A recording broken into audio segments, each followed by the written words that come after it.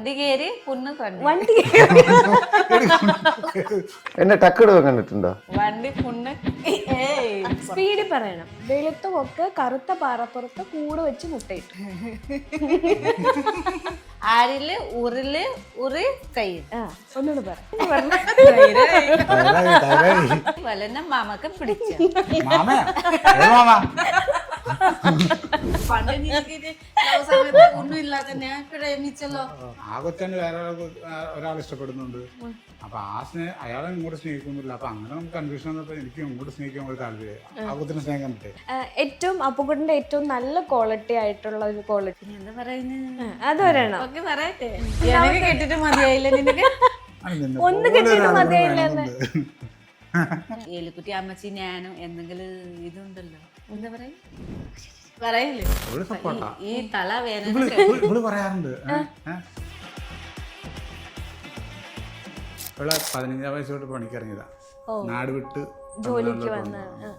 Happiness ആയിക്കോട്ടെ, നമുക്ക് വല്ലാതെ സങ്കടം, പിന്നെ ഈ ഹെൽത്ത് ഇഷ്യൂസ് ആയിക്കോട്ടെ, ഒരാള് മാത്രം ഉണ്ടാവും നമുക്ക്. അച്ഛനില്ലെന്ന് അമ്മ ചോദിക്കണം, കഴിച്ചോ കഴിച്ചോ ഇല്ലേ. ഇവള് മാനസികമായി റെഡി അല്ലായിരുന്നു. അതായത് പെണ്ണ് റെഡിയായാലേ നമുക്ക് ഇത് ചെയ്യാൻ പറ്റുള്ളൂ. മനസ്സിലായോ? നമുക്ക് ഉറങ്ങുന്ന മുമ്പ് നമുക്ക് വർക്ക് ഒക്കെ സോൾവ് ആക്കിയിട്ട് നമുക്ക് ഉറങ്ങാനേ പറ്റും. ഇല്ലെന്നാ നമുക്ക് നാളെ ഞാൻ ഉണ്ടാവും അറിയില്ല. സത്യം. എപ്പോഴും പറയാറുണ്ട്, ഹസ്ബൻഡ് എന്റെ അവസ്ഥ നിനക്കൊന്നും വരില്ല കേട്ടോ എന്ന്.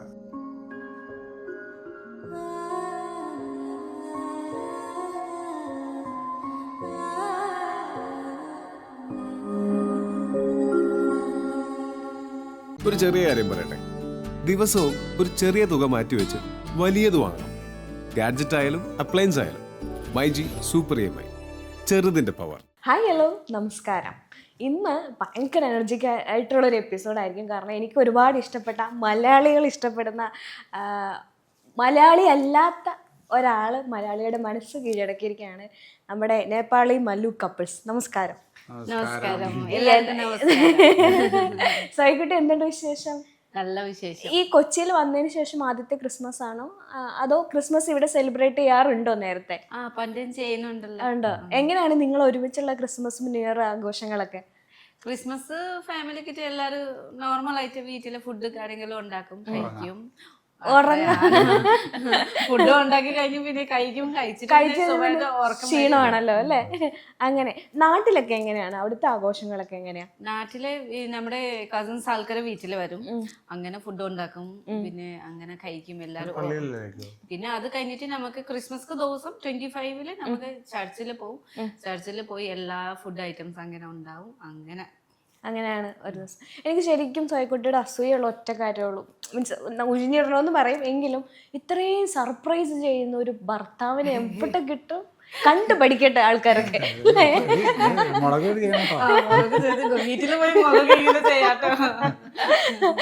ശരിക്കും ചില ആൾക്കാർ ചോദിക്കും, നിങ്ങൾ പ്ലാൻഡ് ആണോ എന്നൊക്കെ ചോദിക്കും. ശരിക്കും ഇങ്ങനെ സർപ്രൈസ് ചെയ്യുന്ന വ്യക്തിയാണോ അപ്പുക്കുട്ടൻ? പണ്ട് മുതൽ അങ്ങനെ ഉണ്ടായിരുന്നു. ലവ് സമയം മുതല് സർപ്രൈസ് കൊടുക്കുന്നുണ്ടായിരുന്നു. നമ്മുടെ ക്ലോസ് ഫ്രണ്ട്സ് പിന്നെ ഫാമിലിക്ക് എല്ലാവർക്കും. പണ്ട് ലവ് സമയത്ത് ഒന്നും ഇല്ലാത്ത ഞാൻ പ്രേമിച്ചല്ലോ. പിന്നെ ഒന്നും ഇല്ലാച്ചപ്പോ ഞാൻ നിന്നെ പ്രേമിച്ചല്ലോ. എന്നിട്ട് ബാക്കി പറ. അപ്പൊ പണ്ട് മുതൽ സർപ്രൈസ് ഞാനൊക്കെ ലവ് ടൈമിലത്തെ സർപ്രൈസ് കൊടുക്കുന്നുണ്ടായിരുന്നു. ആ സമയത്ത് നമ്മുടെ ഫ്രണ്ട്സ് ഫാമിലീസ് ഒക്കെ അറിയാമായിരുന്നു. അപ്പൊ ഇപ്പൊ നമ്മുടെ സോഷ്യൽ മീഡിയ ആയപ്പോ ഇങ്ങനെ എല്ലാവരും അറിയുന്നു. സെലിബ്രേറ്റ് ചെയ്യുമ്പോ പിന്നെ അത് വീഡിയോ നമുക്ക് ഒരു വീഡിയോ എടുത്തിട്ട് റീൽ എടുത്തിട്ട് എങ്ങനെ സാധിക്കുന്നു ഇങ്ങനെ? കുട്ടിയോടുള്ള ഒരു പ്രണയം കൊണ്ടിട്ട് ആണോ ഇതിങ്ങനൊക്കെ സർപ്രൈസ്? അല്ല, എന്റെ ലൈഫിൽ ഏത് പെൺകുട്ടിയും എന്റെ അടുത്ത് ഞാൻ അതുപോലെ ചെയ്യുന്ന പ്രോമിസ് മൈൻഡിൽ വെച്ചിട്ടുണ്ടായിരുന്നു, നേരത്തെ വെച്ചിട്ടുണ്ടായിരുന്നു. അപ്പൊ അത് എന്നെ സ്നേഹിക്കുന്ന ആർക്കാരും ഇങ്ങനെ ചെയ്തു കൊടുക്കണം എന്നൊരു പ്ലാൻ ഉണ്ടായിരുന്നു. ഞാൻ ഇവിടെ പ്രേമിക്കുന്ന സമയത്ത് പലരും പ്രേമിച്ചിട്ടുണ്ടായിരുന്നു. ഒരു സമയത്ത് പലരും ഭാര്യ അടുത്തിരിക്കുക. അത് സോയിക്കുട്ടിയെ പ്രേമിക്കുന്ന സമയത്ത് പാരലി വേറെ പെണ്ണുങ്ങളെയും പ്രേമിച്ചു. എന്ത് സാധനം നോക്കണേ. അങ്ങനെയില്ല, അതിന് മുമ്പ് വേറെ ആൾക്കാർക്ക് ഇഷ്ടപ്പെട്ടു. ഇതിനു മുന്നേ അങ്ങനെ തെളിച്ച് പറയില്ല, പ്രശ്നമാകോ? സോയിക്കുട്ടിയെ ചെയ്യുന്ന മുമ്പോ പ്രേമിക്കുന്നതിന് മുമ്പ് മുമ്പേ സോയിക്കുട്ടി ഉള്ളപ്പോഴല്ല ഇവിടെ Propose. പ്രപ്പോസ് ചെയ്തു. ആ സെയിം ടൈമിൽ വേറെ ആൾക്കാർ പ്രപ്പോസ് ചെയ്തിട്ടുണ്ട്. പക്ഷെ ഞാൻ ഒളിച്ചു വെക്കാണ്ട് കാര്യങ്ങൾ പറയും അങ്ങോട്ട്. ഒരു ലിമിറ്റ് സംസാരിക്കില്ല. ഇവളെന്റെ ഇപ്പൊ ഓക്കെ ആണെന്ന് പറഞ്ഞോണ്ട് ലിമിറ്റ് ഇല്ല. എല്ലാ സമയവും അപ്പൊ നേരത്തെ ഇങ്ങനെ പറഞ്ഞു, നിങ്ങൾ എന്നെ പ്രേമിച്ചു കഴിഞ്ഞാൽ, നിങ്ങൾ എന്നെ ഇഷ്ടപ്പെടുന്നുണ്ടെങ്കിൽ ഞാൻ നിങ്ങൾക്ക് ഇങ്ങനെ ചെയ്തു തരാം, അങ്ങനെ കാര്യങ്ങൾ പറഞ്ഞു. ആരും വിശ്വസിച്ചില്ല. അവള് വിശ്വസിച്ചു, അതുകൊണ്ട് വന്നു. പക്ഷെ അങ്ങനെ വിശ്വസിച്ചിട്ടില്ല. എന്റെ സ്നേഹം പ്യൂറാന്ന് മനസ്സിലാവേണ്ടി അവള് വന്നു. അതായത് ഞാൻ ഒന്ന് ക്ലിയർ ചെയ്യട്ടെ, സോയിക്കുട്ടിയുടെ ഒപ്പം 3-4 പേർക്ക് പ്രപ്പോസൽ കൊടുത്തു. സോയിക്കുട്ടി ഓക്കെ ആയി, ബാക്കിയുള്ളവരൊന്നും വിശ്വസിച്ചില്ല അല്ലേ? മെയിനായിട്ട് വെച്ചാൽ ബാക്കിയുള്ളത് സോഷ്യൽ മീഡിയയിലുള്ള ആൾക്കാരാണ്. അതായത് ഫേസ്ബുക്ക്, ഇൻസ്റ്റയിലുള്ള ആൾക്കാരൊക്കെ ഫേമസ് ആയിട്ടുള്ള ആൾക്കാർ കണ്ടിട്ടില്ല. ഇവിടെ നേരിട്ട് കണ്ടാണ്. അപ്പൊ അവർക്ക് ഇതുപോലെ വേറെ പ്രപ്പോസ് വന്നുകൊണ്ടിരിക്കണ്ട. ചിലപ്പോ ഫേക്കാന്ന് അവർക്ക് മനസ്സിലായി കാണും. ആ കൂട്ടത്തിൽ എന്നെ പിടുത്തി കാണും. അതുകൊണ്ടായിരിക്കും. പിന്നെ റിയലായിട്ടും 2-3 വേറെ പ്രേമിച്ചിട്ടുണ്ടായിരുന്നു മലയാളികൾ. പിന്നെ വെളുപ്പത്തെ വേറെ നേപ്പാളി കൊച്ചുണ്ട്, അതിനും പ്രേമിച്ചിട്ടുണ്ടായിരുന്നു. ഇയാളുടെ ഫ്രണ്ട് അല്ലായിരുന്നോ സോയിന്റെ? ഫ്രണ്ടോ? ഫ്രണ്ട് ഫസ്റ്റ് ആൾക്ക് ഫ്രണ്ട്, അത് കഴിഞ്ഞിട്ട് പിന്നെ എന്റെ ഫ്രണ്ട് ഫ്രണ്ട് ആണ്. അപ്പൊ ആ കൊച്ചാണ് വേറെ ഒരാൾ ഇഷ്ടപ്പെടുന്നുണ്ട്. അപ്പൊ അയാളെ ഇങ്ങോട്ട് സ്നേഹിക്കുന്നില്ല. അപ്പൊ അങ്ങനെ നമുക്ക് കൺഫ്യൂഷൻ വന്നപ്പോ എനിക്ക് ഇങ്ങോട്ട് സ്നേഹിക്കാൻ ഒരു താല്പര്യം, ആ കൊച്ചിനെ സ്നേഹം കണ്ടിട്ടേ. ലാസ്റ്റ് ആ കൊച്ച് അയാളോടുള്ള സ്നേഹം കൊണ്ട് എന്നെ ഉപേക്ഷിച്ചു. അത് നമ്മള് ഓ, ആ കുട്ടിക്ക് വേറെ പ്രണയം ഉണ്ടായിരുന്നു. ആ സമയത്ത് അപ്പുക്കുട്ടൻ പ്രപ്പോസ് ചെയ്തു. അങ്ങനെ വേറൊന്നല്ല, വൺ സൈഡ് ആയിരുന്നു ആ കൊച്ച്. ഞാൻ ഇവിടുന്ന് അങ്ങോട്ടും കൊച്ചെ വേറെ ആൾക്കാർ മൊത്തത്തിൽ വൺ വേ. അപ്പൊ ഞാൻ നിനക്ക് എന്നെ സ്നേഹിക്കും, ഞാൻ ഇതുപോലെ അവനെ സ്നേഹിക്കുമ്പോൾ എന്നെ സ്നേഹിച്ചു, ഞാൻ എല്ലാം തരാന്ന് പറഞ്ഞു. പക്ഷെ ആ പ്രണയതുകൊണ്ട് കണ്ണു മുക്കൊന്നുമില്ലല്ലോ. അപ്പൊ ആ കൊച്ച അയാളുടെ പിറകെ തന്നെ പോയി. അപ്പൊ അതായിരുന്നു നമ്മുടെ ലാസ്റ്റ് സംഭവം. അത് കഴിഞ്ഞിട്ട് എന്റെ ലൈഫിൽ പിന്നെ ഇവിടെ വന്നത് കുറെ വർഷങ്ങൾ. ലക്കി അല്ലേ? ആ ഇട്ടിട്ട് പോയ ആൾക്കാരൊക്കെ ഇല്ലേ, നോ പറഞ്ഞ ആൾക്കാരൊക്കെ ഇപ്പൊ അസൂയപ്പെടുന്നുണ്ടായിരിക്കും, പശ്ചാത്തപിക്കും. അയ്യോ അപ്പുക്കുട്ടനോട് എസ് പറഞ്ഞാ മതിയായിരുന്നു എന്നുള്ള രീതിയിൽ പിന്നെ വിളിച്ചു പറഞ്ഞിട്ടുണ്ടായിരുന്നു. ഉണ്ടാ? ഓ, അങ്ങനെയുണ്ട്. ഇത് ബാക്കിയുള്ള ഞാൻ പറഞ്ഞത് മലയാളി പെണ്ണല്ല, മലയാളിയല്ല വേറെ ആൾക്കാര്. അപ്പൊ അവര് അങ്ങനെ ഫേസ്ബുക്കിലൊക്കെ ഇതെന്തിനാണ് ഈ ഫേസ്ബുക്കിലുള്ള ആൾക്കാരെ തെരിഞ്ഞു പിടിച്ച് മലയാളി അല്ലാത്ത ആൾക്കാരെ പ്രപ്പോസ് ചെയ്തത്? ഞാൻ നല്ല അസല ഇൻട്രോവേർട്ട് ആയിരുന്നു. ഓ, നേരിട്ട് സംസാരിക്കാൻ ഭയങ്കര പേടിയാ. വരും ഇപ്പോഴും ഉണ്ട്, റെഡിയായി വരുന്നുണ്ട്. പക്ഷെ ആ സമയത്ത് ഫേസ്ബുക്ക് അല്ല, മുഖം നോക്കാണ്ട് എന്നാലും ഒരുമിച്ച് ജീവിക്കട്ടെ. അങ്ങനെ പ്രപ്പോസ് ചെയ്തതാ, അങ്ങനെ പ്രപ്പോസ് ചെയ്ത. പക്ഷെ പ്രപ്പോസ് ചെയ്ത് ധൈര്യം വന്നു എല്ലാവരോടും.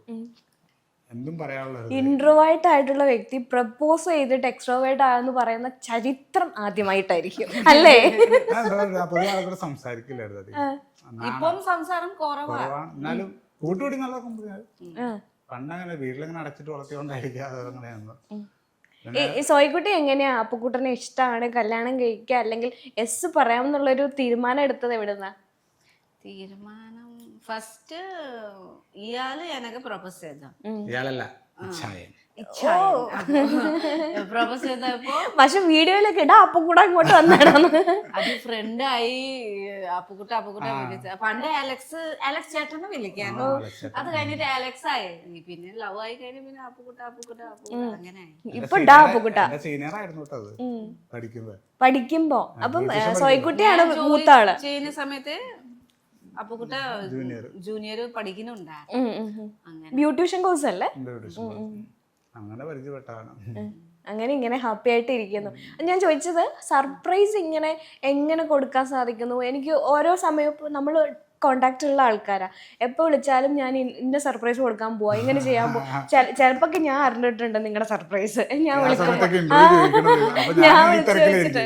അപ്പം ഞാനിങ്ങനെ ചെയ്യാൻ പോവാണ്. അപ്പൊ ഈ സോയിക്കുട്ടി അറിയാതെ ബാക്കിയുള്ളവരെല്ലാം അറിയിച്ച്, പക്ഷെ അത് ചുമ്മാ ഒരു സർപ്രൈസ്, ഒരു ഗിഫ്റ്റ് അല്ല കൊടുക്കുന്നത്. ഇത് കുറെ ചിന്തിച്ചെടുത്ത് ചെയ്യുന്നത്. എങ്ങനെ അത് സാധിക്കുന്നത്? എങ്ങനെയാണ് അത് സാധിക്കുന്ന? പ്രേമിക്കും, ഞാൻ പറഞ്ഞല്ലോ, ഈ പ്രേമിക്കും മുമ്പ്, ഒരു പെണ്ണിന്റെ ലൈഫിൽ വന്നേക്കാളും മുമ്പ് ഇതൊക്കെ മൈൻഡിലുള്ളതാ, ഇങ്ങനെ ചെയ്യണമെന്ന്.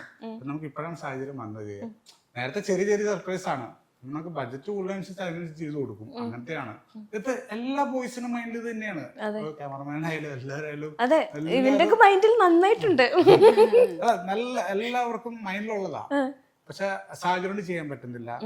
നമുക്ക് പാർട്ട്ണറും ഒക്കെ ആണെങ്കിൽ ഇങ്ങോട്ടും അങ്ങോട്ടും ഒരു കണക്ഷൻ വന്നാലേ നമുക്ക് ചെയ്യാനും ഇൻട്രസ്റ്റ് വരും. അത് ആത്മാർത്ഥത ഉണ്ടെങ്കിൽ അങ്ങനെ വരും. പിന്നെ പ്രവർത്തിച്ചാലേ നടക്കുള്ളൂ.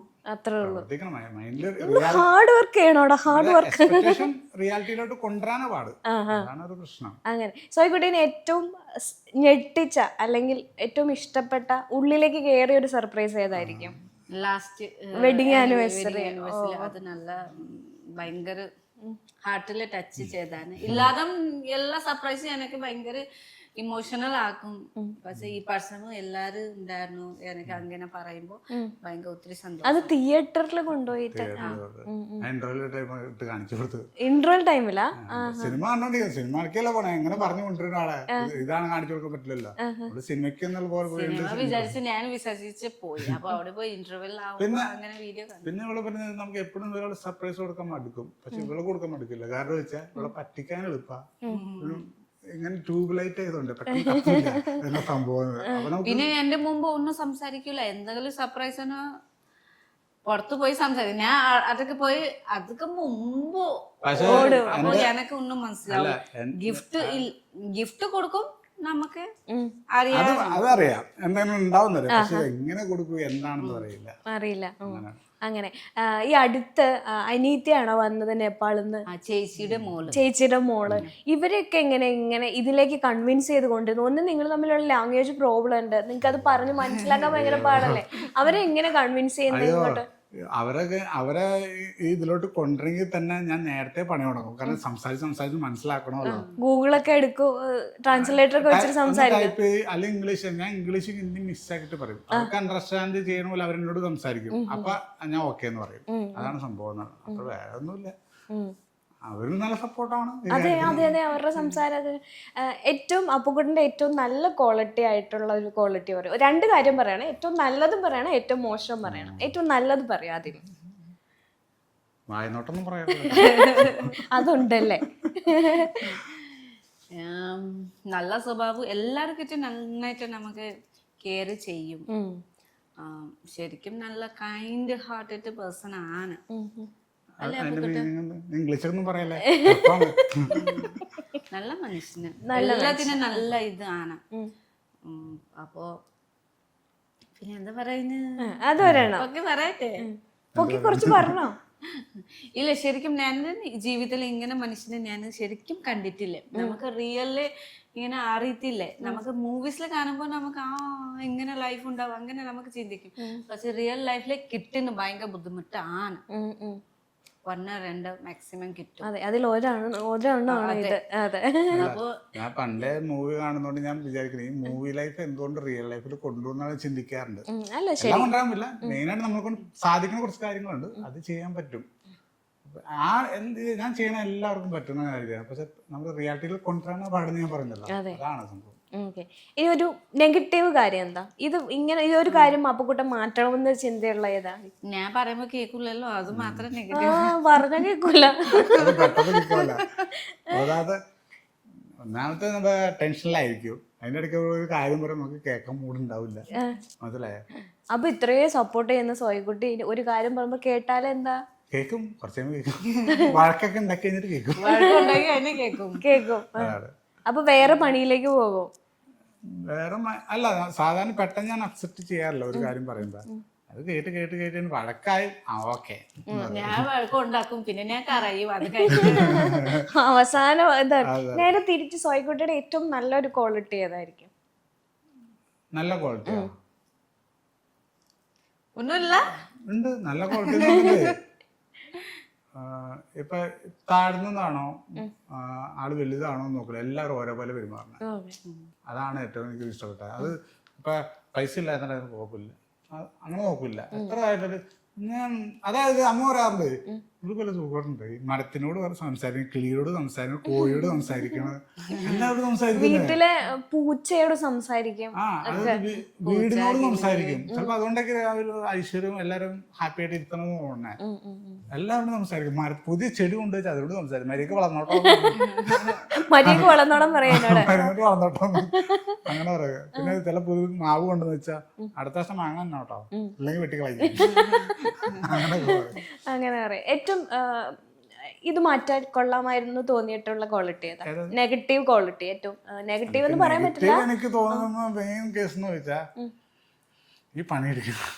പാതിരാത്രി വരെ ഇല്ല, ഇപ്പൊ പനി കുറവായാലും അതിന് കുറവായിട്ട് തോന്നിയിട്ടില്ല. അതെങ്ങനെ ഈ രാത്രിയിലൊക്കെ പണിയെടുക്കാന്നുള്ള ചിന്ത? രാത്രി 2 മണിക്ക് ഉറക്കത്തിൽ നിന്ന് എണീറ്റിട്ട് എന്തെങ്കിലും ജോലി, അത് എങ്ങനെ സാധിക്കും? 2 മണിക്ക് ചെയ്യൂല, 12 മണി വരെ ഓക്കെ. അല്ല, ഉറങ്ങിയിട്ട് എണീറ്റ് വന്നിട്ടില്ലേ?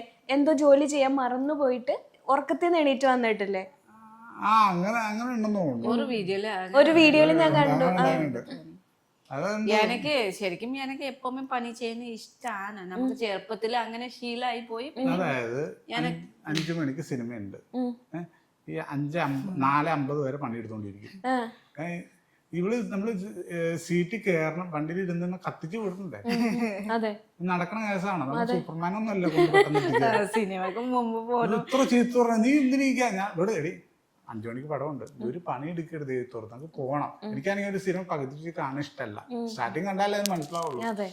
ഈ പെണ്ണ് ഈ 5 സിനിമയ്ക്ക് 5 മിനിറ്റ് വരെ പണിയെടുത്തോണ്ടിരിക്കും. തീരില്ലേ? ആളുകൾ കമന്റിൽ ചോദിക്കുന്ന നിങ്ങളുടെ വീട്ടിലെ ജോലികൾ തീരില്ലേ, ഇതിന് മാത്രം ജോലി എന്താന്ന് ചോദിക്കാറുണ്ട്. വീട്ടിൽ എല്ലാ സൗകര്യവും ഉണ്ട്, വാഷിംഗ് മെഷീൻ ഉണ്ട്. എന്നിട്ട് ആൾക്കാർ പറഞ്ഞു വാഷിംഗ് മെഷീൻ മേടിക്കാത്തോണ്ടല്ല ഇവള് അലക്കണേന്ന് കല്ലിട്ടിട്ട് അങ്ങനെ പറയും. പക്ഷെ ഹോം ടൂറിൽ കാണിച്ചു തന്നു ഞങ്ങളുടെ വീട്ടിൽ വാഷിംഗ് മെഷീൻ ഉണ്ട് എന്നുള്ളത്. യൂസ് ചെയ്യത്തില്ല, ഇഷ്ടമല്ല. യൂസ് ചെയ്യും, പക്ഷെ എനിക്ക് കൂടുതൽ കയ്യിലെ കഴിക്കുന്ന ഇഷ്ടം. നമുക്ക് അങ്ങനെ ശീലമാകുമ്പോ നമുക്ക് അത് മാറ്റാൻ പറ്റുള്ളൂ. അപ്പൊ എനിക്ക് കയ്യിലെ കഴിക്കുന്ന ഇഷ്ടമാണ്, അത് കാരണം കയ്യിലെ കഴിക്കും. അത്രേ ഉള്ളൂ. ഏലിക്കുട്ടിയായിട്ടുള്ള ഒരു സൗഹൃദം ഭയങ്കര രസമാണ് കാണാൻ. ഏലിക്കുട്ടീനെയൊക്കെ ഭയങ്കര കമ്പനിയാണ് നിങ്ങൾ. ഏലിക്കുട്ടി എന്ന് പറയുമ്പോൾ അമ്മയുടെ അമ്മ അല്ലേ? അമ്മയുടെ അമ്മ. എങ്ങനെയാ ആളുമായിട്ടുള്ള ഇത്ര ബോണ്ട് വന്നത്? കാരണം ആദ്യത്തെ സമയങ്ങളിൽ നിങ്ങൾ സംസാരിക്കാൻ ബുദ്ധിമുട്ടുണ്ടായിരുന്നല്ലോ, ആംഗ്യ ഭാഷയിലല്ലേ സംസാരിച്ചത്. പക്ഷെ ഇപ്പൊ ഭയങ്കര കമ്പനിയാ, മീൻസ് ഒരു ഡോളിനെ പോലെ നോക്കുന്ന കണ്ടിട്ടുണ്ട്. എങ്ങനെയാ ഏലിക്കുട്ടിയായിട്ടുള്ള ഒരു സൗഹൃദം? നല്ല ക്ലോസ് ആണ്. ഞാന് ഏലിക്കുട്ടിക്കും പിന്നെ അപ്പുക്കുട്ടൊക്കെ അമ്മക്കും ഒരേ സ്ഥലം കൊടുക്കും. എന്റെ സ്വന്തം അമ്മ മാതിരി 2 പേരും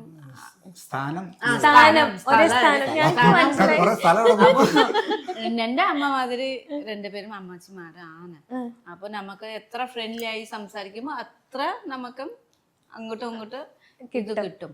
അപ്പൊ നമുക്ക് ഏലിക്കുട്ടി അമ്മച്ചി ഞാനും എന്തെങ്കിലും ഇതുണ്ടല്ലോ, എന്താ പറയാ പറയല്ലേ, കുശുമ്പ് കുന്നായ്മ. അതെന്താ പറയോ? അതെന്താ പറയാ?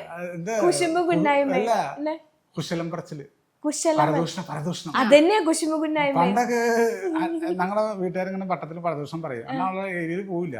ഇപ്പൊ ഫസ്റ്റ് പോയി അവിടെ ഇരിക്കും. അങ്ങനെ പറയും, ചില നല്ല കാര്യങ്ങളും പറയും. എന്താ നിങ്ങളുടെ പ്രധാനമായിട്ടുള്ള ഡിസ്കഷൻസ് എന്തായിരിക്കും? ഡിസ്കഷൻ അങ്ങനെ ഒന്നുമില്ല, നമുക്ക് വീട്ടിൽ കാര്യങ്ങളും അങ്ങനെ സംസാരിക്കും. പിന്നെ അമ്മച്ചി എനക്ക് വേണ്ടി കട പോവും, സാധനങ്ങളും മേടിക്കുന്നു. പണ്ട് ഞാൻ അമ്മച്ചി 2 പേരും പോവും. പക്ഷെ ഇപ്പൊ എന്റെ ചില സമയത്ത് ടൈം കിട്ടില്ല. അപ്പൊ അമ്മച്ചിക്ക് ഞാൻ കാശ് കൊടുക്കും, അമ്മച്ചി പോയി സാധനങ്ങൾ മേടിച്ചിട്ട് കൊണ്ടുപോകും. നടക്കാൻ ഇഷ്ടമാണ്. അമ്മച്ചി പണ്ടേ മതിൽ നടക്കുന്ന ഇഷ്ടമാണ്. ഞാൻ മാതിരി ഉണ്ടിട്ട് അമ്മച്ചി വീട്ടിൽ പണി ചെയ്യണം, അങ്ങനെ നടക്കുന്ന സമാധാനം കിട്ടില്ല. വീട്ടില്ലെങ്കിൽ സോയ്ക്കുട്ടിക്ക് സമാധാനം കിട്ടില്ല. അമ്മച്ചി ഡെയിലി രാവിലെ എണീച്ചിട്ട് 8 മണി കഴിഞ്ഞിട്ട് അമ്മച്ചി നമ്മുടെ വീട്ടിൽ വരും. അതെല്ലാരും ചോദിക്കും, ഇത്രയും ഇതായിട്ടും നിങ്ങൾ ഭയങ്കര കമ്പനി ആയിട്ടുള്ള ഒരു ഫാമിലിയാ, പക്ഷെ അമ്മച്ചി വേറെ താമസിക്കുന്നത്. അതെന്തുകൊണ്ട് അമ്മച്ചി വേറെ വീട്ടില് താമസിക്കുന്നത്? അത് വേറെ ഞങ്ങളുടെ വീട്ടില് ഒരു പറമ്പിൽ തന്നെ 3 കസിൻസ് തന്നെ. അത് ചാച്ചനാണ്, 2 ചാച്ചന്മാരുടെ വീടും എന്റെ അമ്മയുടെ വീടാണ്. അങ്ങനെയാണ്. അപ്പൊ ചാച്ചന്റെ വീട്ടിലാണ് അമ്മ നിക്കണത്. തൊട്ടടുത്ത എല്ലാ ഒരു പറമ്പിൽ തന്നെയാണ്. അമ്മ അപ്പച്ച ചാച്ചക്ക് വീടില്ല, മോൻക്ക് വീടില് താമസിക്കും. ചാച്ചന് അതിന്റെ വീട് വരത്തെന്ന് വെച്ചാൽ അവർക്ക് നാണമാണ്.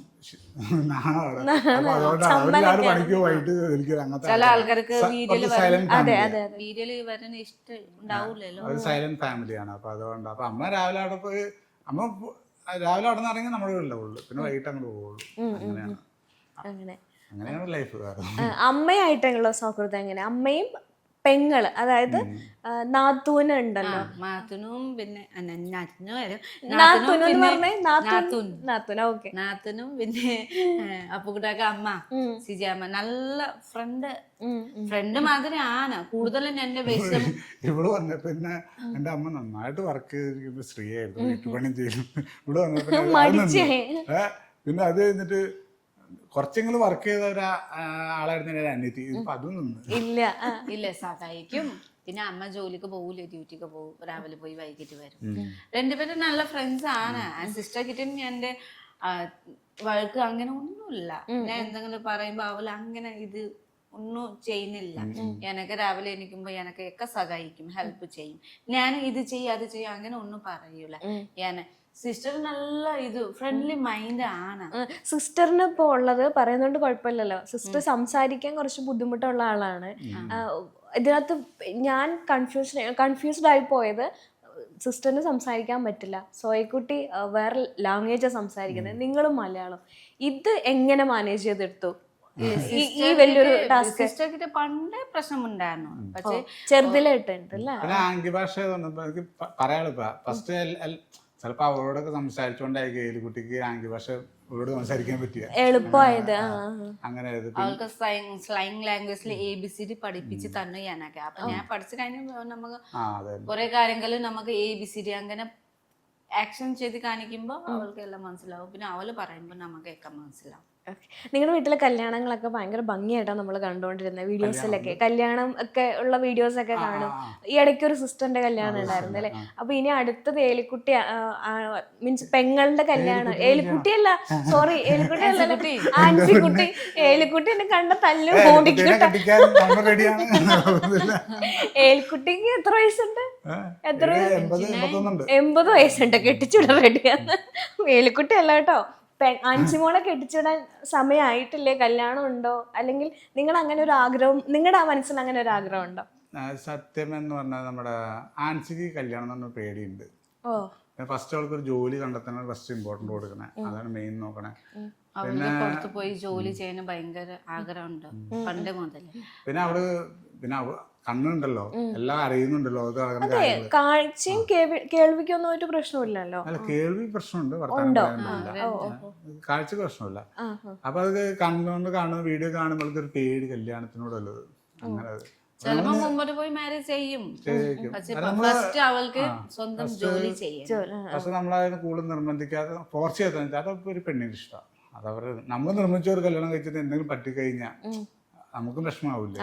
ഇപ്പൊ നടന്നുകൊണ്ടിരിക്കുന്ന കാര്യം നമുക്കൊരു പേടിയാണ്. പ്രത്യേകിച്ച് എനിക്ക് അവളെ ഉള്ളതുകൊണ്ട് ഇടിക്കാൻ ഒരാളായി അങ്ങനെ ഇരുന്ന് പോകണം, വീട്ടിൽ അടിയും വെള്ളമായിട്ട് ഇന്ന് പോകണം. അങ്ങനെ എന്നാലും സോയക്കുട്ടി കേരളത്തിൽ വന്നിട്ട് ഇത്ര നാളായി, മലയാളം അത്യാവശ്യം സംസാരിക്കുമെന്നറിയാം. മലയാളം പഠിച്ചിട്ടുണ്ടോ എന്ന് നമുക്കൊന്ന് ടെസ്റ്റ് ചെയ്യണ്ടേ? ഞാൻ ഒരു ഗെയിം തരാം. ഗെയിം അല്ല, കുറച്ച് സാധനം തരാം, എന്നിട്ട് എനിക്ക് പറഞ്ഞു തരണം. അതുപോലെ പറഞ്ഞു തരില്ലേ? ചെറിയ ഒരു വേർഡ് ഞാൻ പറയാം, അത് റിപ്പീറ്റ്ലി എനിക്ക് പറഞ്ഞു തരാം. ഓക്കെ? റെഡി? ഓക്കെ അല്ലേ? നിങ്ങളല്ലേ എല്ലാവർക്കും പണി കൊടുക്കുന്നത്. വെളുത്ത കൊക്ക് കറുത്ത പാറപ്പുറത്ത് കൂട് വെച്ച് മുട്ടയിട്ടു. ഇതൊന്ന് പറഞ്ഞു തന്നാ മതി. വെളുത്ത കൊക്ക് കറുത്ത പാറപ്പുറത്ത് കൊക്കു കൂട് വെച്ച് മുട്ടയിട്ടു. മുട്ട. ഞാൻ ഒന്നുകൂടെ പറഞ്ഞുതരാം. വെളുത്ത കൊക്ക് കറുത്ത പാറപ്പുറത്ത് കൂട് വെച്ച് മുട്ടയിട്ടു. വെളുത്ത കൊക്ക് കറുത്ത പാറപ്പുറത്ത് കൂട് വെച്ച് മുട്ടയിട്ട. സ്പീഡിൽ പറയണം. വെളുത്ത കൊക്ക് കറുത്ത പാറപ്പുറത്ത് കൂട് വെച്ച് മുട്ടയിട്ടു. വെളുത്ത കൊക്ക പാറപ്പുറത്ത് വെളുത്ത കൊക്ക് കറുത്ത പാറപ്പുറത്ത് വെളുതരോ എന്താ വെളുത്ത കൊക്ക്. ഞാൻ ഒന്നുകൂടെ പറഞ്ഞുതരാം. മറ്റേ പാടത്ത് കൊക്കിനെ കാണൂലേ, ഇടയ്ക്ക് വെടിവെച്ചിട്ട് കഴിക്കണം എന്നൊക്കെ പറയാറുണ്ടല്ലേ, അതന്നെ. വെളുത്ത കൊക്ക് കറുത്ത പാറപ്പുറത്ത് കൂട് വെച്ച് മുട്ടയിട്ടു. വെളുത്ത കൊക്ക് കറുത്ത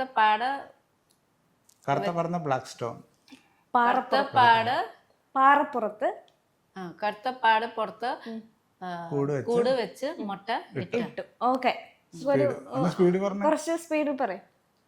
എനിക്ക് വലുത കൊക്ക കറുത്ത പാട് പുറത്ത് കൂട് വെച്ച് മുട്ടയിട്ട്. ഓക്കെ, ഒരു 50 മാർക്ക് കൊടുക്കാം അല്ലേ?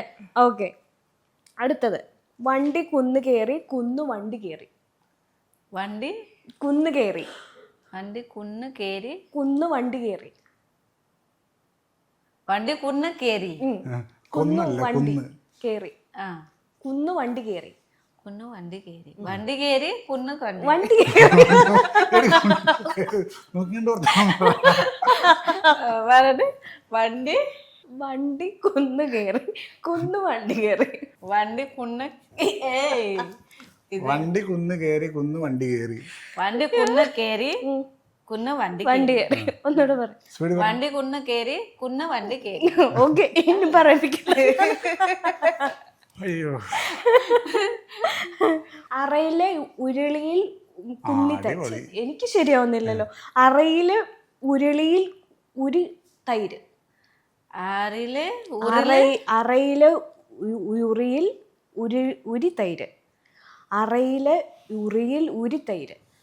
ആറില് ഉരുള് തൈര്. ഉരി തൈര്. ഉരി തൈര്. ആറില് ഉറി തൈര്. ഒന്നുകൂടെ പറ. ആറില് ഉറി തൈര്. ഈശ്വരാ, തൈരം തന്നെ പറഞ്ഞു. ആറരണ 6 മരത്തിനെ 6 തവണ ചുറ്റി. 6 അരണ 6 മരത്തിനെ 6 തവണ ചുറ്റി.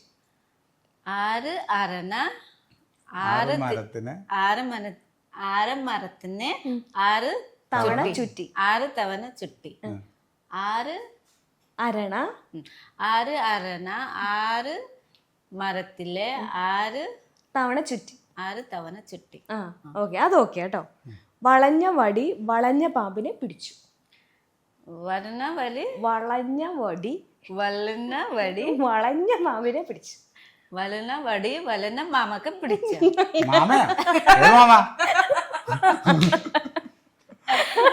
വളഞ്ഞ വടി വളഞ്ഞ പാമ്പിനെ പിടിച്ചു. വളഞ്ഞ വടി വളഞ്ഞ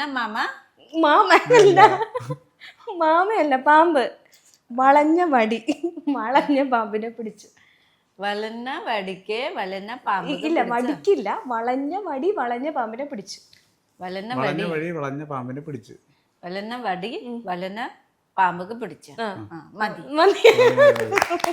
എത്ര അടിപൊളി. പക്ഷെ എന്നാലും കുറച്ചൊക്കെ കൃത്യമായിട്ട് പറയുന്നുണ്ട്. പണ്ട് വരണുണ്ടായിരുന്നില്ല. അതെ, കുറച്ച് ആയിട്ടുണ്ട്, കുറച്ച് മെച്ചമുണ്ട്. നെക്സ്റ്റ് ഇന്റർവ്യൂവിൽ അടിപൊളിയാക്കുമല്ലോ. ഇതിനെയൊക്കെ ഒരു നിങ്ങളുടെ സ്ലാങ്ങിൽ സംസാരിക്കുവാണെങ്കിൽ ഇങ്ങനെ ഒരു സാധനം നിങ്ങളുടെ സ്ലാങ്ങിൽ പറയോ? സ്ലാങ് അല്ല, നിങ്ങളുടെ നേപ്പാളി ഉണ്ടോ? പക്ഷെ എനക്കൊന്നും അറിയില്ല കേട്ടോ. അറിയത്തില്ലേ? രക്ഷപ്പെട്ടു. അല്ലെങ്കിൽ എന്നോട് എങ്ങാനും ചോദിച്ചാൽ ഞാൻ പെട്ടുപോയേനെ. ഒന്നും പറയല്ലേ, എനിക്ക് ഇത് തന്നെ വായിക്കാൻ പറ്റുന്നില്ല. അങ്ങനെ അപ്പം ഭയങ്കര ഹാപ്പി ആയിട്ട് ഇതേപോലെ എന്നും പോട്ടെ. പുതിയ വർഷം വരാണ്. എന്താ പുതിയ പരിപാടി? ന്യൂ ഇയർ ആയിക്കൊണ്ട് പുതിയ പരിപാടീസ് എന്താ? എനിക്ക് 4 നേരം ഫുഡ് കഴിച്ച് പോയാൽ മതി. ഞാൻ അങ്ങനെ ഒന്നും ചിന്തിച്ചിട്ടില്ല. ഇല്ല, കാരണം കഴിഞ്ഞ പ്രാവശ്യം ഇതുപോലെ ചിന്തിച്ചാണ് ഇപ്പൊ അനുഭവിച്ചിരിക്കുന്നത്. എന്താ ചിന്തിച്ചിരുന്നേ? എല്ലാവർക്കും നല്ലത് വരട്ടെ, നല്ല ആരോഗ്യത്തോടെ പോട്ടെ, അങ്ങനെയൊക്കെ തീരുമാനിച്ചിരുന്നു ലൈഫില്. എന്നിട്ട് എന്ത് സംഭവിച്ചു? നേരെ ഓപ്പോസിറ്റ് സംഭവിച്ചു. നല്ല ആരോഗ്യത്തിലൊക്കെ പോട്ടെ എന്ന് വിചാരിച്ചിട്ട് നേരെ ഓപ്പോസിറ്റ്. ഫസ്റ്റ് അമ്മ ജനുവരി 1 പറഞ്ഞാണ്. ജനുവരി 1 വൈകിട്ട് അമ്മ ഹോസ്പിറ്റലിൽ അത് വയ്യ, ക്ഷീണവും കാര്യങ്ങളൊക്കെ വന്ന് പോരും. പിന്നെ പടപടാന്ന് ഇവർക്കും എനിക്ക് കൊച്ചിന് വാങ്ങണം. ഒരു വർഷം ഫുള്ള് ഹോസ്പിറ്റൽ കേസ്. ഒരു വർഷം ഫുള്ളോ? അമ്മയ്ക്കും ഹോസ്പിറ്റലായിരുന്നു പകുതി. ഇടയ്ക്ക് അപ്പൊ കൂടെ ഒരു ആഗ്രഹം പറയുന്നുണ്ടായിരുന്നു, ഇനി ഒരാളും കൂടെ ലൈഫിലേക്ക് വരണം എന്നുള്ളൊരു ആഗ്രഹം. രണ്ടാമത് കെട്ടാനല്ല, രണ്ടാമത് ബേബിയെ കെട്ടിട്ട് മതിയായില്ല നിനക്ക്? ഒന്ന് കെട്ടിട്ട് മതിയായില്ല. സാധാരണ ഒന്ന് കെട്ടി എല്ലാരും മടുത്തു എന്ന് പറയും. അപ്പൊ കൂടെ അങ്ങനെ പറയുന്നില്ല, ഇനിയും കെട്ടണോന്നാ പറയുന്നത്. ഈ തല വേദന പറയാറുണ്ട്, നീ വേണേ ഒന്ന് കെട്ടിക്കോ, നമുക്ക് യൂട്യൂബ് കുറച്ച് റീച്ച് ആക്കാം. അങ്ങനെ പറഞ്ഞിട്ടുണ്ട്. അങ്ങനെ യൂട്യൂബ് റീച്ച് ആക്കാൻ വേണ്ടിട്ട് കല്യാണം കഴിക്കുന്നു, പ്രഗ്നന്റ് ആവുന്നൊക്കെ ഭയങ്കര ട്രോളായിട്ട് മാറിയിട്ടുണ്ട്. അങ്ങനെ പറയാൻ പാടില്ല. അല്ല, അല്ലെങ്കിൽ യൂട്യൂബ് ഇവിടെ നെഗറ്റീവ് ഇല്ലാണ്ട് ജീവിക്കാൻ പറ്റത്തില്ല. തീർച്ചയായിട്ടും. വ്യൂസ് വേണ്ടി നെഗറ്റീവ്, ഞങ്ങൾ പോസിറ്റീവ് വീഡിയോസ് മാത്രം ചെയ്യണം, അത് വ്യൂസ് കുറവ്. പക്ഷേ നെഗറ്റീവ് ഉള്ള വീഡിയോ നോക്കി നന്നായിട്ട് കയറി പോകുന്നുണ്ട്. പൊതുവെ ആൾക്കാരൊക്കെ മതി. ഇപ്പൊ എനിക്കായാലും അങ്ങനെ മതി. ഇൻട്രസ്റ്റ് വേണ്ട, എന്റർടൈൻമെന്റ് വേണം കാണാൻ, അതാണ് പ്രശ്നം. ആ നെഗറ്റീവിനെയാണ് എല്ലാവരും പ്രോത്സാഹിപ്പിക്കുന്നത്. അതല്ല, വിഷയത്തിൽ നിന്ന് നമ്മൾ തെന്നി മാറിക്കൊണ്ടിരിക്കുന്നു. ഇത് ഈ ഇന്റർവ്യൂ കഴിയുമ്പോ ഞങ്ങൾ പിരിഞ്ഞു എന്നല്ല എന്നെ വിളിച്ച് പറയോ? ഇല്ല, അങ്ങനെ ആവാതിരിക്കട്ടെ ടീച്ചറെ. ഇല്ല, പറഞ്ഞ കാര്യം പുതിയ ഒരാളെ ലൈഫിലേക്ക് വേണം എന്ന് അപ്പുക്കുട്ടൻ പറയുന്നത് കേട്ടിരുന്നു. എനിക്ക് ആഗ്രഹം ഉണ്ടായിരുന്നു. ലാസ്റ്റ് ഇയർ അല്ലേ? ആ അതെ, ലാസ്റ്റ് ഇയറിൽ പറഞ്ഞു ഇങ്ങനെ പുതിയ ഒരാളും കൂടെ ലൈഫിലേക്ക് അല്ല, അതുണ്ട്, വേറെ ഒന്നുമില്ല. ഞാൻ നേരത്തെ പറഞ്ഞായിരുന്നു, നമ്മൾ നേരത്തെ പ്ലാൻ ഉണ്ടായിരുന്നു. പക്ഷെ ഇവള് മാനസികമായി റെഡി അല്ലായിരുന്നു. കാരണം ഇത് പെണ്ണ് റെഡിയായാലേ നമുക്ക് ഇത് ചെയ്യാൻ പറ്റുള്ളൂ, മനസ്സിലായോ? കാരണം ഇവള് അമ്മ മരിച്ച് അച്ഛൻ മരിച്ചുകൊണ്ട് ആ ഒരു ഡിപ്രഷനിലോട്ട് അങ്ങ് പോയി. പിന്നെ ആള് റെഡിയായി വരാൻ നമ്മള് മാക്സിമം ഹാപ്പിയൊക്കെ എടുത്ത് നോക്കണം, അതാണ് ഓരോ കാര്യങ്ങൾ ചെയ്യണത്. അപ്പൊ അത് പകുതി പിന്നെ ആരോഗ്യപരമായി ആള് റെഡി ആവണ്ട. അതിന് വേണ്ടിട്ട് പിന്നെ അവൾക്ക് വേണ്ടി ടൈം മാറ്റി വെച്ചാണ്. അവള് റെഡിയായി, നമ്മൾ ഓക്കെ. റെഡിയാണ്. അമ്മ ഈ കഴിഞ്ഞ വർഷമാണ് പോയത് അല്ലേ? അമ്മ മരിച്ചു പോയത് ഇല്ല, ഇപ്പൊ 3 വർഷമായി. ശരിക്കും അമ്മയെ പറ്റി ഓർക്കുമ്പോ ഏറ്റവും ബ്യൂട്ടിഫുൾ ആയിട്ടുള്ള ഒരു മെമ്മറി എന്തായിരിക്കും? അമ്മക്കിട്ട് ഇരിക്കുമ്പോ, അമ്മക്കിട്ട് അത്ര സമയം കിട്ടില്ലേ, പക്ഷെ എപ്പോഴും 15 വയസ്സോട്ട് പണിക്കിറങ്ങിയതാ, നാട് വിട്ട് ജോലിക്ക് വന്ന്. അപ്പൊ അതുകൊണ്ട് എപ്പം നമുക്ക് ഇതുണ്ടല്ലോ, ഏറ്റവും കൂടുതൽ നമുക്ക് നമുക്ക് മക്കൾക്ക് എന്തെങ്കിലും ആയിക്കഴിഞ്ഞാൽ ഒരു നമ്മുടെ പാരന്റ്സ് മാത്രം ഉണ്ടാവും. ഹാപ്പിനെസ് ആയിക്കോട്ടെ, നമുക്ക് വല്ലാതെ സങ്കടം, പിന്നെ ഈ ഹെൽത്ത് ഇഷ്യൂസ് ആയിക്കോട്ടെ, ഒരാള് മാത്രം ഉണ്ടാവും. നമുക്ക് അച്ഛനില്ലെന്ന് അമ്മ ചോദിക്കുന്നു, എന്തായിച്ചോ, കഴിച്ചോ ഇല്ലേ, മനസ്സിലായി? അപ്പൊ അത് ഇല്ലാതാവുമ്പോ നമുക്ക് ഭയങ്കര അത് മിസ് ചെയ്യുന്നില്ലേ? പക്ഷെ അതിപ്പോ ഏലിക്കുട്ടിയും അമ്മയൊക്കെ നികത്തി തരുന്നില്ലേ? ഇപ്പൊ എന്തായാലും എന്റെ പാരന്റ്സ് നഷ്ടപ്പെട്ടാലും പക്ഷെ എനിക്ക് വേറെ വീണ്ടും നല്ല എപ്പോഴും പറയാറുണ്ട്, ഹസ്ബൻഡ്. എന്റെ അവസ്ഥ നിനക്കൊന്നും പറയില്ല കേട്ടോ. അത് ശരിയാ, നമുക്ക് എപ്പോ നഷ്ടപ്പെടും അപ്പോ നമുക്ക് മനസ്സിലാവും. അതൊക്കെ മുമ്പ് എനിക്ക് ഒത്തിരി അറിയില്ലേ, എന്തൊക്കെ ലൈഫിൽ എന്തൊക്കെ ഉണ്ടാവും, നമുക്കൊന്നും അറിയില്ലേ. പിന്നെ നമുക്ക് അമ്മക്ക് വയ്യ ഉണ്ടോന്നാ നമുക്ക് കുഴപ്പമില്ല, അമ്മ വയ്യ ഉണ്ടായിരുന്നു മരിച്ചു പോയി. പക്ഷെ പെട്ടെന്ന് സഡൻ ആവുമ്പോ നമ്മുടെ മൈൻഡ് വർക്ക് ചെയ്യൂല. അപ്പൊ ഇപ്പൊ നമുക്ക് വീട്ടിലും ചില സമയത്ത് വിഷമം വഴക്കുകളും ഉണ്ടാവും. അപ്പൊ ഞാൻ പറയും, കുറെ കൂടുതൽ നീക്കി കൊണ്ടുപോവാണ്ട, എന്തായാലും നമുക്ക് ഉറങ്ങും. എന്താ ഫൈറ്റ് ആയിക്കോട്ടെ, എത്ര ബിഗ് ഫൈറ്റ് ആയിക്കോട്ടെ, രാത്രി ഉറങ്ങുന്ന മുമ്പ് ആ പ്രോബ്ലം സോൾവ് ആക്കിയിട്ട് അങ്ങോട്ട് മിണ്ടിട്ട് ഉറങ്ങാൻ മതി. നമുക്ക് നാളെ എനിക്കിനും പറ്റും, നമുക്ക് ഒന്നും അറിയില്ല. എനിക്ക് അത് ഭയങ്കര പേടിയാണ്. കാരണം നമുക്ക് എപ്പം ആരൊക്കെ വർക്ക് ആയിക്കോട്ടെ, പക്ഷെ നമുക്ക് ഉറങ്ങുന്ന മുമ്പ് നമുക്ക് വർക്ക് ഒക്കെ സോൾവ് ആക്കിയിട്ട് നമുക്ക് ഉറങ്ങാനേ പറ്റും. ഇല്ലെങ്കിൽ നമുക്ക് നാളെ ഞാൻ ഉണ്ടാവും അറിയില്ല. സത്യം. നമുക്ക് മാത്രമില്ല, എല്ലാവർക്കും അങ്ങനെ ചെയ്യണം മാക്സിമം. അതെ അതെ, തീർച്ചയായിട്ടും. ഈ നെക്സ്റ്റ് ഇയറിലെങ്കിലും അങ്ങനെ ആയിക്കൊള്ളട്ടെ എന്നുള്ളതാണ്. ന്യൂ ഇയർ ആയിക്കൊണ്ട് ഞാനൊരു തീരുമാനം എടുത്തു. അതായത് ഇനി ഒരു ദിവസം കൂടി ഉണ്ടല്ലോ, നാളെ ഒരു ദിവസം ഇല്ലേ ഈ വർഷം കഴിഞ്ഞാൽ. അപ്പൊ അടുത്ത വർഷം തൊട്ട് ഇങ്ങനെയുള്ള ആൾക്കാർ ആരെങ്കിലും ഉണ്ടെങ്കിൽ നമ്മുടെ പിണക്കങ്ങൾ ഉറങ്ങുന്നതിന് മുമ്പ് തീർക്കുക എന്നുള്ളതാണ്. ഓക്കെ, അപ്പം നെക്സ്റ്റ് ഇയർ ആയിക്കൊണ്ട് ഞാനും കുറച്ച് അപ്ഡേറ്റഡ് ആകാൻ തീരുമാനിച്ചു. അപ്പോൾ ഞാൻ ഇന്റർവ്യൂവിൽ പുതിയൊരു സെഗ്മെന്റ് ഉണ്ട് എൻ്റെ. നിങ്ങളോട് ഞാൻ ഇത്ര നേരം ക്വസ്റ്റ്യൻ ചോദിച്ചില്ലേ, അപ്പം നിങ്ങൾക്ക് എന്നോട് ഒരു ക്വസ്റ്റ്യൻ ചോദിക്കാം. നമുക്ക് പബ്ലിഷ് ചെയ്യാൻ പറ്റുന്ന തരത്തിലുള്ള എന്തെങ്കിലും ഒരു ഒറ്റ ക്വസ്റ്റ്യൻ ചോദിക്കാം. ഇപ്പൊ ഒരു വർഷമായി ഞങ്ങളോട് ഇന്റർവ്യൂ ചോദിച്ചുകൊണ്ടിരിക്കുന്നു, ഒരു വർഷം കണ്ടായി, മടുക്കുന്നില്ലേ? ഇല്ല, ഞങ്ങൾ അവോയ്ഡ് ചെയ്യണമല്ല, ഞങ്ങളുടെ സാഹചര്യവും ടൈമിൽ കിട്ടുന്നില്ല. ആ ഒരു ഇത് ഇപ്പൊ നമ്മൾ റെഡി ആവുമ്പോൾ നിങ്ങൾ റെഡി ആവണ്ടാവില്ല, നിങ്ങൾ റെഡി ആവുമ്പോൾ നമ്മൾ റെഡി ആവില്ല, അങ്ങനത്തെ ഒരു പ്രശ്നം. എന്താ അതിനെ പറ്റി എന്തുകൊണ്ടാണ് ഞങ്ങൾ ഇന്റർവ്യൂ, ഞാൻ പലപ്പോഴും പറഞ്ഞല്ലോ, നമ്മളാടെ ഇന്റർവ്യൂ കൊടുത്തിട്ടുണ്ട് പലരും. അപ്പൊ എന്തുകൊണ്ട് എനിക്കും തന്നിട്ടുണ്ട്, എനിക്ക് ഇതിനു മുമ്പ് ഇന്റർവ്യൂ തന്നിട്ടുണ്ട്. തന്നിട്ടുണ്ട്, പക്ഷെ അന്ന് ഇറക്കാൻ പറ്റിയില്ലല്ലോ. അതെ അതെ. പക്ഷെ എന്നാ പോലും ഇങ്ങനെ ഒരു വർഷമായിട്ട് ഇങ്ങനെ ചോദിച്ചോണ്ട് മടുക്കുന്നില്ല. കൊച്ചെന്ത് വിചാരിക്കുന്നു, ഞങ്ങളെ പറ്റി എന്ത് വിചാരിക്കും, ഞങ്ങൾ വിചാരിക്കും. അതിനകത്ത് ഞാൻ ഈ ക്വസ്റ്റിനെ പോസിറ്റീവായിട്ട് തന്നെ എടുക്കുന്നു. ഒരു വർഷമായിട്ട് ഒന്നല്ല അതിൽ കൂടുതൽ വർഷമായിട്ട് ഫോളോ അപ്പ് ചെയ്യുന്ന ഗസ്റ്റുകൾ ഇപ്പോഴും എൻ്റെ ലിസ്റ്റിലുണ്ട്. പിന്നെ നമ്മൾ ഇവരെ ഇങ്ങനെ കോണ്ടാക്ട് ചെയ്യുമ്പോൾ നമ്മൾ തമ്മിലൊരു സൗഹൃദം ബോണ്ടാവും. എനിക്ക് ഇന്റർവ്യൂ കിട്ടുമോ ഇല്ലയോ എന്നുള്ളത് രണ്ടാമത്തെ ഫാക്ടർ. പക്ഷെ നമ്മൾ തമ്മിൽ ഞാൻ എപ്പോൾ വിളിച്ചാലും നിങ്ങൾ കോൾ എടുക്കാറുണ്ട്. എൻ്റെ അടുത്ത് ഇതുവരെ നോ പറഞ്ഞിട്ടില്ല. എൻ്റെ മെസ്സേജിനൊക്കെ റിപ്ലൈ ചെയ്തിട്ടുണ്ട്. അപ്പം ഒന്ന് ഇന്റർവ്യൂ കിട്ടണം. ഈ ഇന്റർവ്യൂ നമുക്ക് ചില ആൾക്കാരുടെ ഇന്റർവ്യൂ എടുക്കണമെന്ന് പേഴ്സണലി ആഗ്രഹം ഉണ്ടല്ലോ. അങ്ങനെയുള്ളവരെ ആയിരിക്കില്ല നമ്മൾ അങ്ങോട്ടേക്ക് വിളിക്കുന്നത്. അതൊന്ന് നമുക്ക് അവരുടെ ഇന്റർവ്യൂ എടുക്കണം. അല്ലെങ്കിൽ അവരുമായിട്ട് ഇന്റർവ്യൂവിനേക്കാണ് ഉപരി നമുക്ക് അവരുമായിട്ട് ഒരു ബോണ്ട് ഉണ്ട്, നമ്മൾ അവരുമായിട്ട് ഒരു കോൺവെർസേഷൻ വേണം എന്ന് നമ്മൾ ആഗ്രഹിക്കുന്നതുകൊണ്ടാണ് ഒരാളുടെ ഇന്റർവ്യൂ എടുക്കാൻ നമ്മൾ വിളിക്കുന്നത്. അതൊന്നാമത്തെ കാര്യം. അത് ഇന്റർവ്യൂ എടുക്കണം എന്നുള്ളൊരു ഫാക്ടർ ഉണ്ട്. പിന്നെ നമ്മൾ ഇങ്ങനെ വിളിച്ച് ഈ ഒരു സൗഹൃദം ജസ്റ്റ് ഒരു ഇന്റർവ്യൂവർ വിളിക്കുന്നതിനേക്കഴിഞ്ഞും ഉപരി പിന്നീട് അതൊരു സൗഹൃദമായിട്ട് മാറും. ആ സൗഹൃദമാണ് നിങ്ങളെപ്പോലെയുള്ള പല ഗസ്റ്റുകളെ എന്നെ മുന്നിൽ ഇരുത്തിയിരിക്കുന്നത്. നിങ്ങളെ അങ്ങനെയാണ് ഇരുത്തിയിരിക്കുന്നത്. അതാണ്